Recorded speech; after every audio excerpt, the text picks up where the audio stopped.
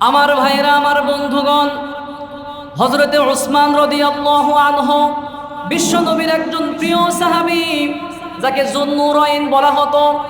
আল্লাহ রাব্বুল আলামিনের ফেরেশতারা যেই সাহাবীকে দেখে লজ্জা বোধ করত, বিশ্ব নবী তাকে এত ভালোবেসেছেন, তার নিজের দুইটি কন্যা উসমান রাদিয়াল্লাহু আনহুর কাছে বিবাহ দিয়েছিলেন। বিশ্ব নবীর প্রিয় সাহাবী উসমান রাদিয়াল্লাহু আনহু তিনি যখন কবরের পাশ দিয়ে যাচ্ছেন, তিনি যখনই কবরের পাশে যেতেন, কাঁদতে কাঁদতে তার দাড়ি মুবারক ভিজিয়ে ফেলতেন।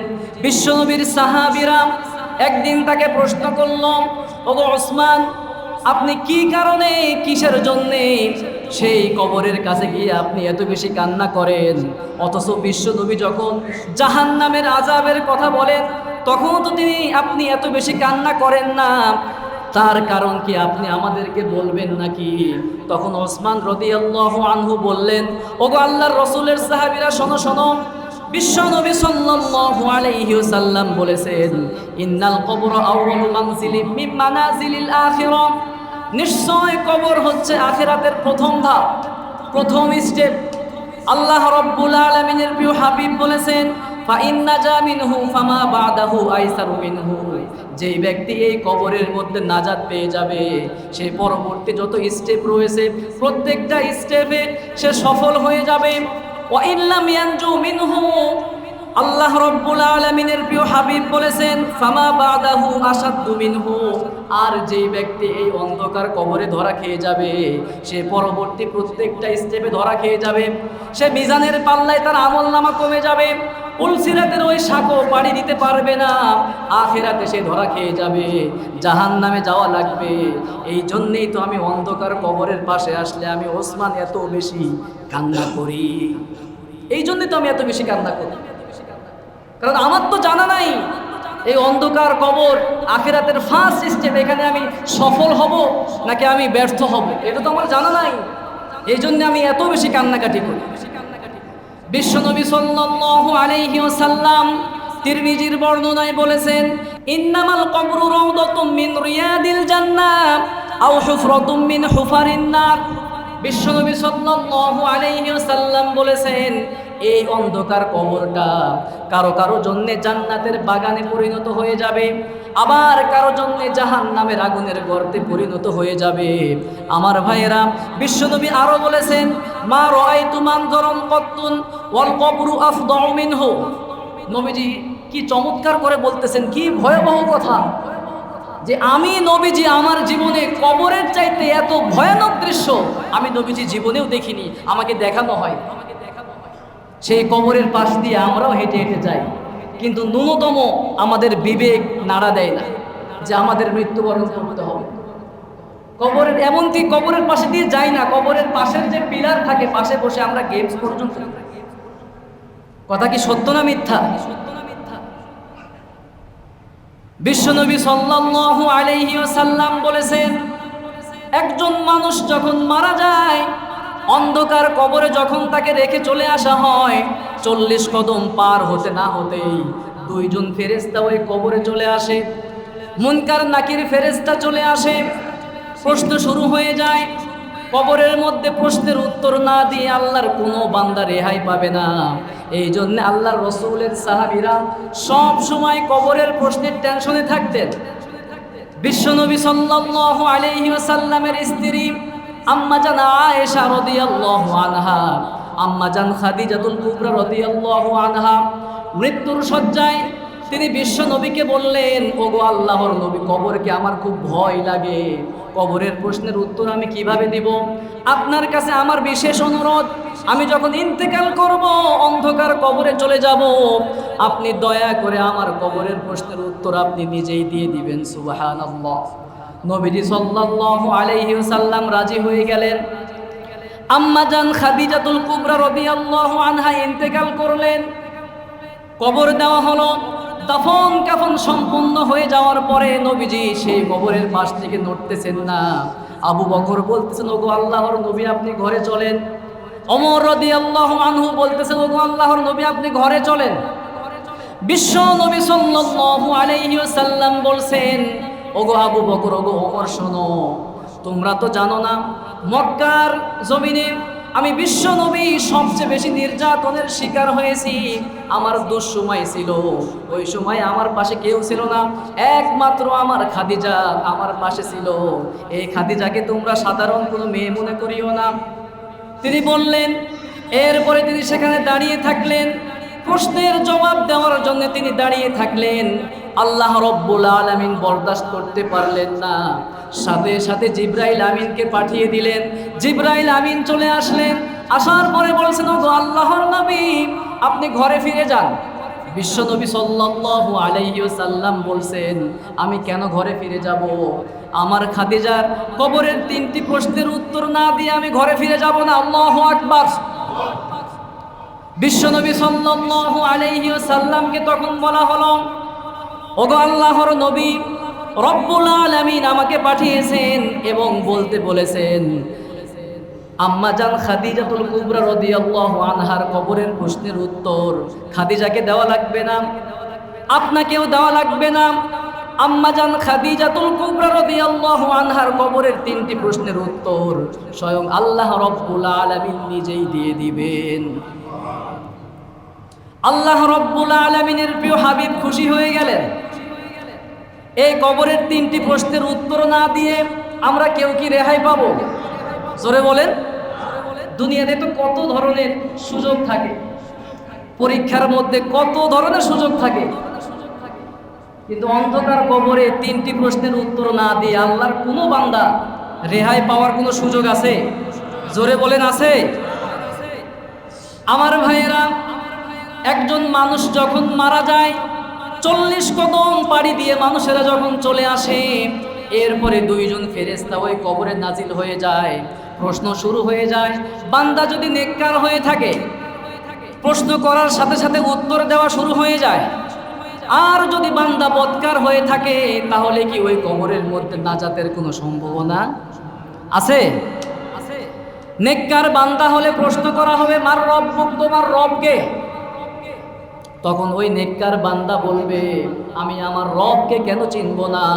দুনিয়ায় থাকা অবস্থায় আমি আমার রবকে না দেখে ঈমান এনেছি, আমার রবকে না দেখে আমি নামাজ পড়েছি, রমজানের রোজা রেখেছি, সব সময় ভালো কাজ আমি করেছি, ইসলামকে প্র্যাকটিস করেছি, আমার রবকে আমি কেন চিনব না? আমার রব হচ্ছেন কে? তিনি জবাব দিয়ে দিবেন। এরপরে 2 নম্বরে প্রশ্ন করা হবে, মা দিনুকা, তোমার দিনের নাম কি? তোমার ধর্মের নাম কি? তোমার জীবন ব্যবস্থার নাম কি? তখন সে বলবে, আমি আমার জীবন ব্যবস্থার নাম কেন বলতে পারবো না? দুনিয়ায় থাকা অবস্থায় আমার ব্যক্তি জীবন, পারিবারিক জীবন, সামাজিক জীবন, রাষ্ট্রীয় জীবন, রাজনৈতিক জীবন, সব ক্ষেত্রে আমি ইসলাম প্র্যাকটিস করেছি। সুতরাং আমি সেই ইসলামের নাম কেন বলতে পারবো না? আমার দিনের নাম হচ্ছে ইসলাম। সুবহানাল্লাহ। 3 নম্বরে প্রশ্ন করা হবে, মান হাদার রাজুল আল্লাযী বুইসা ফীকুম। এই যে একজন লোক দেখা যায়, এক ব্যক্তিকে দেখা যায়, নবীজির চেহারা মুবারক তার সামনে ধরা হবে। তখন ওই ব্যক্তি দেখা মাত্রই বলবে, আমি কেন আমার নবীকে চিনব না, যেই নবীর জন্য দুনিয়ায় থাকা অবস্থায় জীবন দিতে প্রস্তুত ছিলাম। সুবহানাল্লাহ। নবীর জন্য জীবন দিতে প্রস্তুত আছি না আমরা ইনশাআল্লাহ? যেই নবীর জন্য আমি আমার জীবনের চাইতে বেশি ভালোবেসেছি, যেই নবীর সুন্নাহ আমি জীবনের চাইতেও বেশি ভালোবেসে পালন করেছি, সেই নবীকে আমি কেন চিনব না? ইনি হচ্ছেন মুহাম্মাদুর রাসূলুল্লাহ।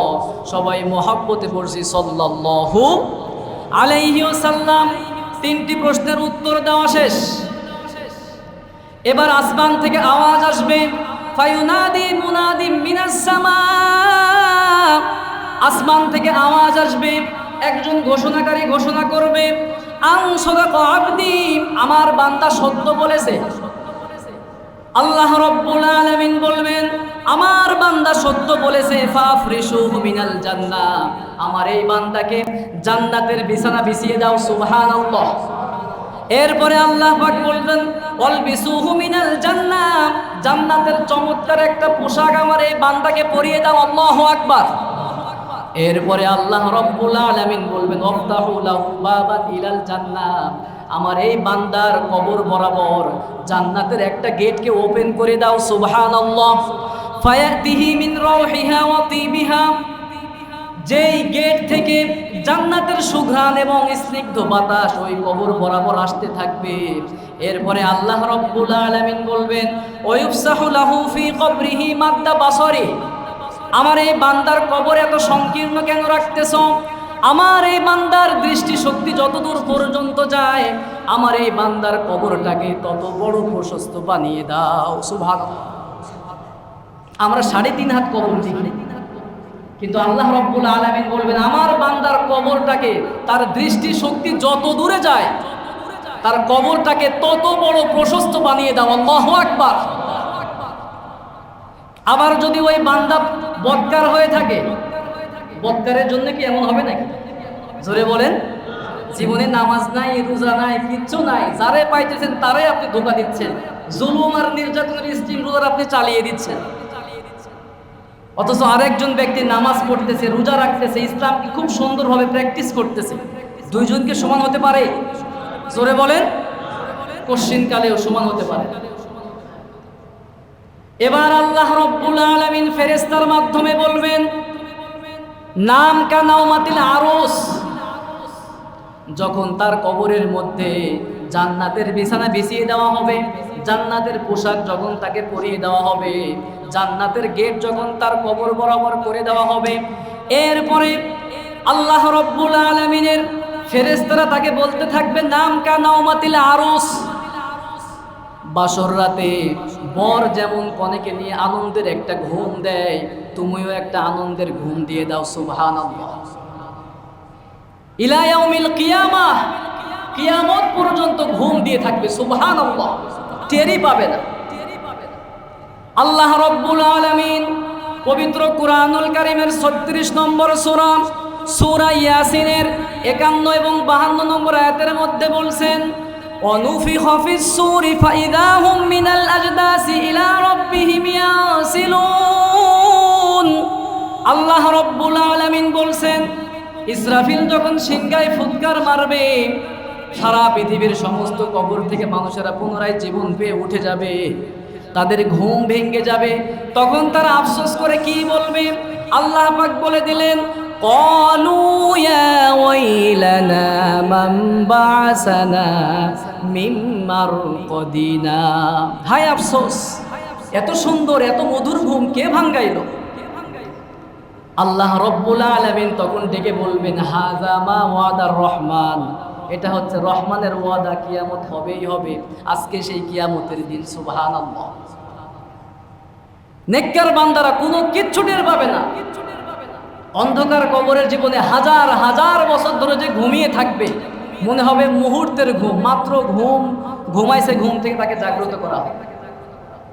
কিন্তু যদি বদকার হয়, জীবনে নামাজ নাই, রোজা নাই, হজ নাই, যাকাত নাই, কিচ্ছু নাই, যারে পায় তারেই ঠকায়, ইচ্ছা মতো মিথ্যা বলে, ইসলাম বিদ্বেষী হয়ে থাকে, কোরআনের বিরুদ্ধে বলে, আমার নবীর বিরুদ্ধে কটূক্তি করে, এমন নাস্তিক মুরতাদ মনে হয় জমিনে একটাও নাই। আছে? আছে মানে ওই শাহবাগে যান, দেখতে পাবেন 2 দিন পর পর ইসলাম নিয়ে, মুসলমানদেরকে নিয়ে কত কথা। আমার নবীদের চরিত্র পর্যন্ত তারা, চরিত্রের ব্যাপারে কথা বলতেও তারা কুণ্ঠাবোধ করে না। নাউজুবিল্লাহ। এই সমস্ত বদকারদের অবস্থা কি হবে এবার? মানুষেরা যখন কবর দিয়ে চলে যাবে, 40 কদম পার হয়ে গেছে, 2 জন ফেরেশতা মুনকার নাকির আসবে। ঠিক হাদিসের মধ্যে আসছে, আসওয়াদা, নীল বর্ণের চোখ নিয়ে আসবে, গোটা শরীর ভয়ঙ্কর কুসকুসে কালো হয়ে, এরপরে ভয়ঙ্কর রূপ ধারণ করে তাদের কাছে আসবে। দেখা মাত্রই শেষ। উত্তর দিবে কি? তাদেরকে প্রশ্ন করা হবে, মার রব্বুক, তোর রবকে বল। সে বলবে, দুনিয়ায় থাকা অবস্থায় রবকে আমরা তো কাউকে বিশ্বাস করি নাই। There is no God, unseen is nothing. কিসের গড? যেটা দেখা যায় না সেটা বিশ্বাস করি না। আছে না এরকম কথা? বলেন না কেন?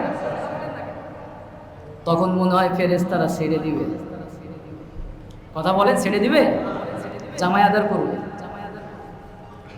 প্রশ্ন করা হবে, মার রব্বুক, তোর রবকে বল। বলতে পারবে না, বলবে, হাই হাই লা আদ্রি, আমি কিছুই জানি না। 2 নম্বরে প্রশ্ন করা হবে ওমা দিন, তোর দিনের নাম কি, তোর ধর্মের নাম কি? বলবে দুনিয়ায় থাকা অবস্থায় কোনো ধর্ম কর্ম করি নাই, আমি নাস্তিক ছিলাম। ওই শাহবাগ চত্বরে, প্রজন্ম চত্বরে গিয়েছি আর ডান্স করেছি, বিরিয়ানির প্যাকেটের গন্ধ পাওয়া মাত্রই দৌড় দিয়েছি অমুক নেতার পিছনে। বানিয়ে বলতেছি, সামান্য কিছু টাকার বিনিময়ে মানুষ বিক্রি হয়ে যায়, কি আজব। কিন্তু ওই কবরের মধ্যে গিয়ে ধরা খাবে। দিন মানে শুধুমাত্র ধর্ম নয়, দিন মানে হচ্ছে আপনার জীবন ব্যবস্থার নাম, কমপ্লিট কোড অফ লাইফ। আপনার জীবনের শুরু থেকে শেষ পর্যন্ত যা কিছু করবেন সব কিছু ইসলাম সাপোর্টেড হওয়া লাগবে। ইসলামের ছায়াতলে যদি আপনি আসেন, ইসলাম অনুযায়ী সব কিছু আপনাকে পরিচালনা করতে হবে, ঠিক কিনা? ইসলাম অনুযায়ী ব্যক্তি জীবন চলবে, ইসলাম অনুযায়ী পরিবার চলবে, ইসলাম অনুযায়ী সমাজ চলবে, কিন্তু ইসলাম অনুযায়ী রাজনীতি চলবে। রাজনীতি চলবে না? রাজনীতি চলবে না? কথা বলেন না কেন? ইসলাম অনুযায়ী ব্যক্তি জীবন, পরিবার জীবন, রাষ্ট্রীয় জীবন, সামাজিক জীবন, রাজনৈতিক জীবন চলবে না? কথা বলেন। ইসলাম অনুযায়ী পার্লামেন্ট চলতে হবে, ইসলাম অনুযায়ী সেক্রেটারিয়েট চলতে হবে, ইসলাম অনুযায়ী কোর্ট কাচারি আইন আদালত সব কিছু চলতে হবে, ইসলাম অনুযায়ী গণভবন রাষ্ট্রভবন সব চলতে হবে। আর না হয় ওই কবরের মধ্যে প্রশ্নে ধরা খেয়ে যাওয়া লাগবে, ঠিক কিনা? আপনি আপনার স্বার্থ অনুযায়ী আপনি ইসলাম থেকে নিবেন, আর যেখানে দেখবেন স্বার্থে আঘাত, না না এটা মানা যাবে না, এটা দুনিয়াতে আপনি বলতে পারবেন, আপনি মরে দেখেন টের পাবেন। প্রশ্ন করা হবে ওমা দিনুক, তোমার ধর্মের নাম কি? বলবে হাই হাই লা আদ্রি, আমি কিছুই তো জানি না, আমি নাস্তিক ছিলাম। ফেরেশতারা বলবে নাস্তিক ছিল, আচ্ছা ঠিক আছে, আরেকটা প্রশ্ন। এরপরে 3 নম্বরে প্রশ্ন করা হবে ওমান নাবিয়ুক, তোমার নবী কে ছিল, তোমার নেতা কে ছিল? আরেক বর্ণনা এসেছে মান হাযার রাজুল আল্লাযী বুইসা ফীকুম, এই যে লোক দেখা যাচ্ছে, ব্যক্তিকে দেখা যাচ্ছে, এই লোকটাকে তুমি চিনো নাকি? বলবে এই লোকটাকে তো আমি চিনি না, তবে দুনিয়ায় থাকা অবস্থায় তার বিরুদ্ধে অনেক কিছু লিখেছি, ব্যঙ্গচিত্র তৈরি করেছি, কার্টুন তৈরি করেছি, আছে না নাই? তখন মনে হয় ফেরেশতারা সমাদর করবে। হাদিসের মধ্যে এসেছে লা দারাইতা ওয়ালা তালাইতা, তুমি কিছুই জানো নাই, কোরআন শিখো নাই।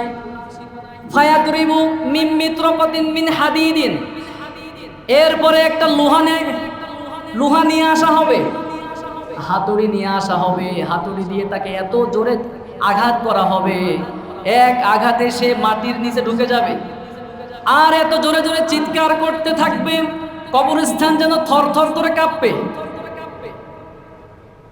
আসমান থেকে আওয়াজ আসবে, ফায়ুনাদি মুনাদি মিনাস সামা, আসমানে একজন ঘোষক ঘোষণা করবে, আন কাযাবা আবদি, আমার এই বান্দা মিথ্যা বলেছে, ফাফরিশুহু মিনান নার, জান্নাতের জাহান্নামের পোশাক পরে জাহান্নামের বিছানা বিছিয়ে দাও, অলবিসুহু মিনান নার, জাহান্নামের আগুনের সেই পোশাক পরিয়ে দাও। আগুনের পোশাক, এটা কি সহ্য করার মতো? আল্লাহ রব্বুল আলামিন আরো বলছেন ওয়াফতাহু লাহু বাবান ইলান নার, এই বান্দার এই নাফরমানের কবর বরাবর জাহান্নামের একটা গেট খুলে দেওয়া হোক, গেট খুলে দাও।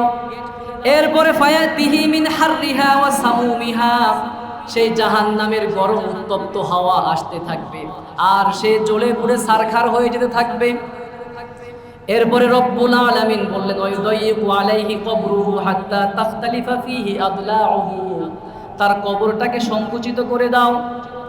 কবরটাকে যখন সংকুচিত করে দেওয়া হবে, ওই নাফরমানের দেহের ডান পাশের পাঁজর বাম পাশের পাঁজরে ঢুকে যাবে, বাম পাশের পাঁজরটা ডান পাশের পাঁজরে ঢুকে যাবে, সমস্ত বডিটা পাউডার হয়ে যাবে, আর চিৎকার করতে থাকবে। বিশ্বনবী সাল্লাল্লাহু আলাইহি ওয়াসাল্লাম তিরমিজির বর্ণনায় বলেছেন ওয়ায়ুসাল্লাতু আলাইহি তিসআতু ওয়া তিসউনা তিন্নিনা, নবীজি বলেছেন ওই সমস্ত নাফরমানদের কবরের মধ্যে 99টা বিষ ধর বিশাল বড় বড় সাপ থাকবে, যার নাম হচ্ছে তিন্নিন। এই সাপের একটা সাপের একাধিক মাথা থাকবে, বিশাল বড় বড় সাপ। এই সাপ এসে কি করবে?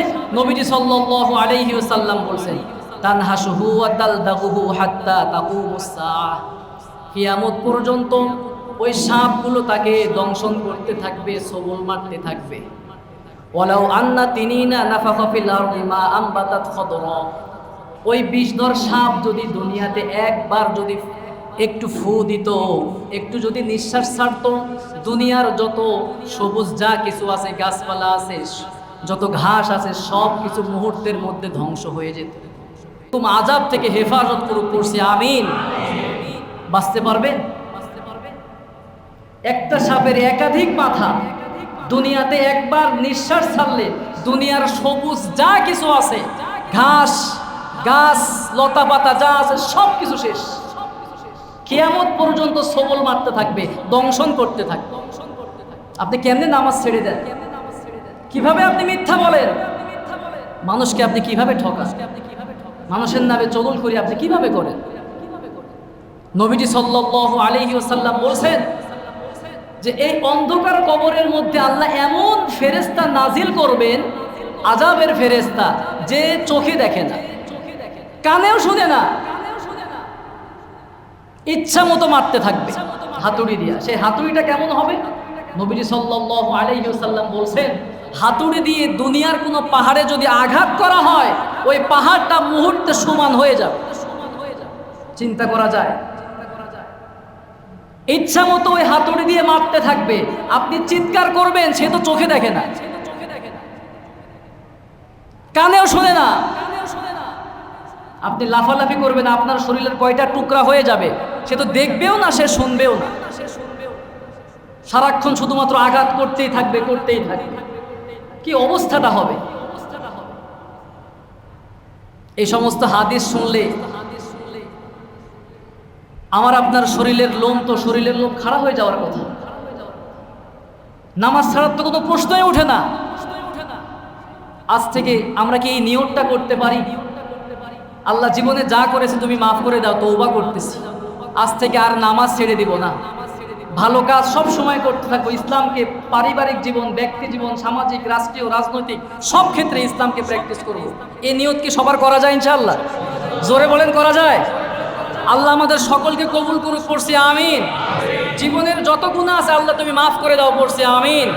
আমাদের পরিবার পরিজন, আত্মীয় স্বজন যারা অন্ধকার কবরে চলে গিয়েছে, তাদের অন্ধকার কবরের জিন্দেগির যতগুলো আযাব আছে সব কিছু আল্লাহ তুমি মাফ করে দাও, পড়ছি আমিন। কবরের মধ্যে জান্নাতের বিছানা আল্লাহ তুমি বিছিয়ে দাও, পড়ছি আমিন। আমার ভাইয়েরা, আমার বন্ধুগণ, খুব মনোযোগ। এই কবরের আযাব এই পরিমাণ হবে আমরা শুনলাম। এই কবর থেকে বাঁচার জন্য আমল করার দরকার আছে না নাই? জোরে বলেন, আছে নাকি নাই? আমি মাত্র কয়েকটা আমল বলবো, খুব সহজ সহজ আমল, আমরা করতে পারবো তো ইনশাআল্লাহ। নাম্বার 1, 1 নাম্বার আমল হচ্ছে ছোট্ট একটা দোয়া, যেটা আমি ব্যক্তিগতভাবে মনে করি অনেকের মুখস্থ।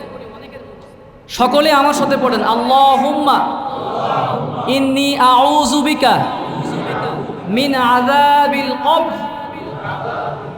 আবার আল্লাহুম্মা ইন্নী আউযু বিকা মিন আযাবিল কবর। পারা যাবে না ইনশাআল্লাহ?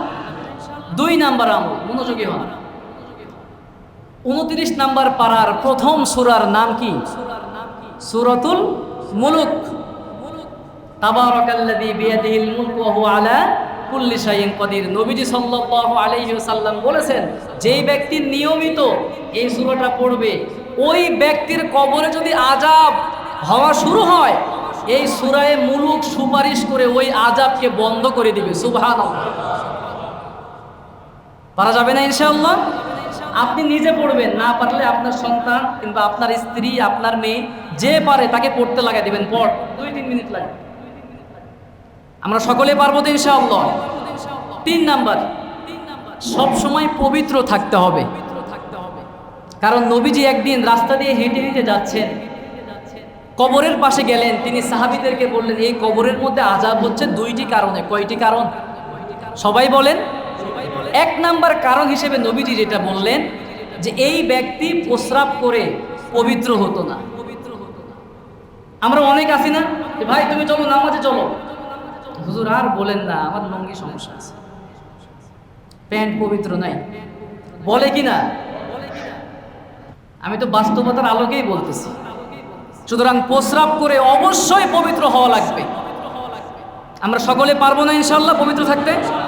আর নাম্বার 4 হচ্ছে চগলখুরি। নবীজি বললেন 2টি কারণে শাস্তি হচ্ছে। 1 নাম্বার হচ্ছে প্রস্রাব করে সে পবিত্র হতো না, আর 2 নাম্বারে এই ব্যক্তি চগলখোর ছিল, একজনের কথা আরেকজনের কাছে পাস করত।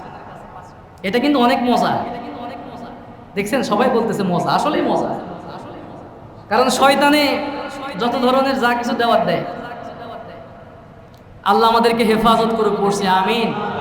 আজ শুরু থেকে শেষ পর্যন্ত যা কিছু আলোচনা হয়েছে, কবরের জীবন আমাদের কেমন হবে, যদি আপনি নেককার হন ওই কবরে যাওয়া মাত্রই আপনি জান্নাতের সুসংবাদ পেয়ে যাবেন, আর যদি বদকার হন জাহান্নামের আযাব ওই কবর থেকে শুরু হয়ে যাবে। আল্লাহ আমাদের সকলকে, আল্লাহ রব্বুল আলামিন আমাদের সকলকে 5 ওয়াক্ত নামাজ থেকে শুরু করে ইসলামের প্রত্যেকটা বিধান বাস্তবায়নের তৌফিক দান করুন, পড়ছে আমিন। আমরা যেন খাঁটি মুমিন হয়ে মৃত্যুবরণ করতে পারি, আল্লাহ আমাদের সকলকে কবুল করুক, পড়ছে আমিন।